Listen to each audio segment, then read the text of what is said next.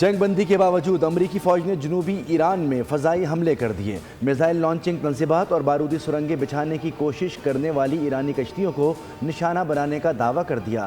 Saint کام کے مطابق امریکی فوجیوں کو ایرانی خطرات سے محفوظ رکھنے کے لیے دفاعی کارروائیاں کی گئیں۔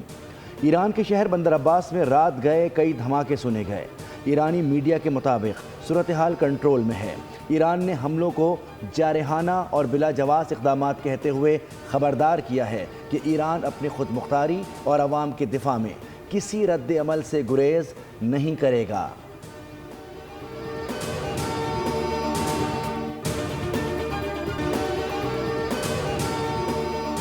ایرانی پاسداران انقلاب نے امریکی ڈرون مار گرانے اور امریکی فائٹر جیٹ F-35 پر فائرنگ کا دعویٰ کر دیا۔ بیان میں کہا کہ امریکی فوج کی جنگ بندی کی خلاف ورزی پر جواب دینے کے حق کو جائز اور حتمی سمجھتے ہیں۔ ایرانی مسلح افواج کے سینئر ترجمان بریگیڈیئر جنرل ابو الفضل شکارچی نے خبردار کیا، کسی نئی جارحیت کی خلاف ورزی کا جواب خطے سے باہر تک پھیلے گا۔ ایران کا رد عمل پہلے سے زیادہ شدید ہوگا۔ ممکنہ اہداف کی نشاندہی کر لی گئی ہے۔ ایرانی وزارت خارجہ کے ترجمان نے کہا کہ امریکہ نے ہرمزگان کے علاقے میں جنگ بندی کی خلاف ورزی کی۔ ایران اس کا جواب دے گا، اپنے دفاع میں کوئی ہچکچاہٹ نہیں دکھائیں گے۔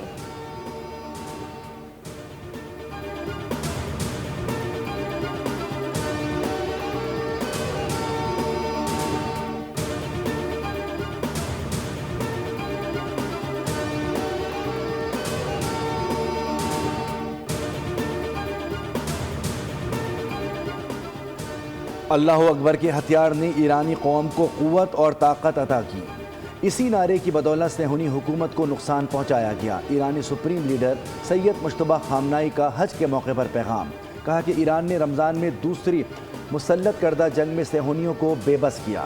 جا رہے امریکہ کے منہ پر تھپڑ مارا گیا۔ وہ ایران کو ہتھیار ڈالنے پر مجبور کرنے کے ہدف میں ناکام رہا۔ خطے کی غیور قومیں اور سرزمین اب امریکی فوجی اڈوں کے لیے ڈھال نہیں بنیں گی۔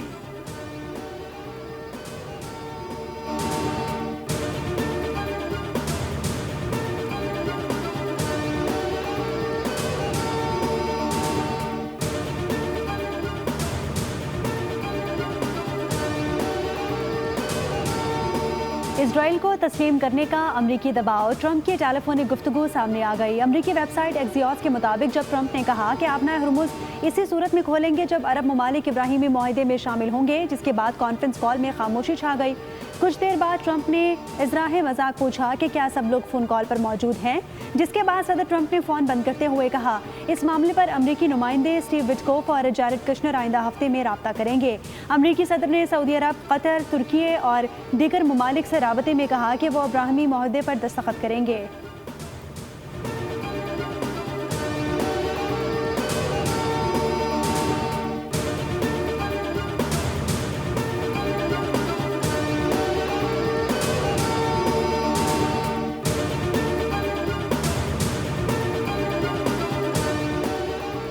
ایرانی پارلیمنٹ کی قومی سلامتی کمیٹی کے سربراہ ابراہیم عزیزی نے کہا ہے کہ ابنائے ہرمز پر ایران کی خود مختاری امن معاہدے تک پہنچنے کے لیے اہم ہے۔ ہماری عظیم کامیابیوں کے بنیادی ستونوں میں سے ایک ہماری جغرافیائی اہمیت ہے۔ عزیزی نے واضح کیا کہ ابنائے ہرمز کو کبھی بھی مذاکرات کا حصہ نہیں بنایا جائے گا۔ امریکی ناکہ بندی ختم ہوئی تو آمد و رفت ایران کے طے کردہ انتظامات کے تحت ہوگی۔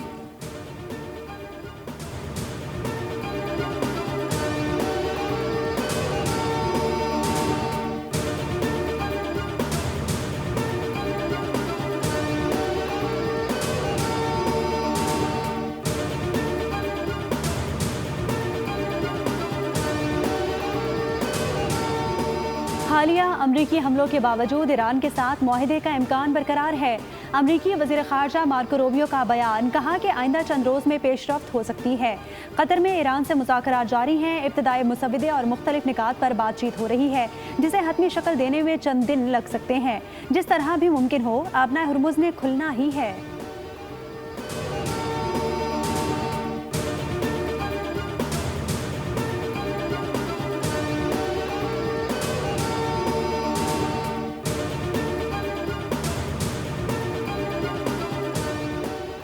پاکستان کے ثالثی کردار کی عالمی سطح پر پذیرائی۔ امریکہ اور ایران کشیدگی کے دوران پاکستان دونوں فریقین میں قابل اعتماد ثالث کے طور پر سامنے آیا۔ علاقائی قوتوں کے برعکس پاکستان نے خاموش، منظم اور مؤثر سفارتکاری کا راستہ اپنایا۔ ترک میڈیا TRT کے مطابق فیلڈ مارشل سید عاصم منیر کی سفارتکاری خاموش روابط اور بیک چینل ڈپلومیسی پر مبنی ہے، جس کے ذریعے مشکل حالات میں بھی امریکہ اور ایران کے درمیان روابط برقرار رکھے گئے۔ سعودی عرب سے دفاعی معاہدے نے پاکستان کی علاقائی ساکھ کو مزید مضبوط کیا۔ اثر و رسوخ برقرار رکھنے کے لیے معاشی مسائل پر قابو پانا ضروری ہے۔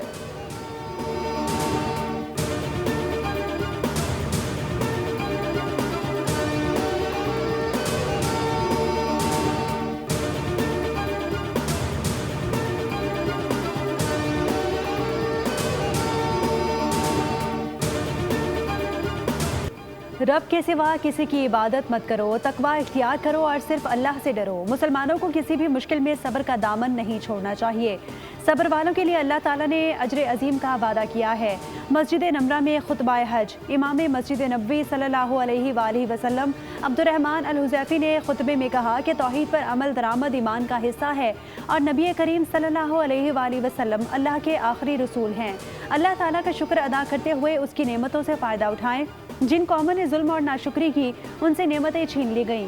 ہمیشہ سچ بولیں اور غلط بیانی سے گریز کریں۔ کسی بھی ایسے عمل سے گریز کریں جس سے وحدت کو نقصان پہنچے۔ اللہ تعالیٰ مسلمانوں کے حالات پر رحم فرمائے۔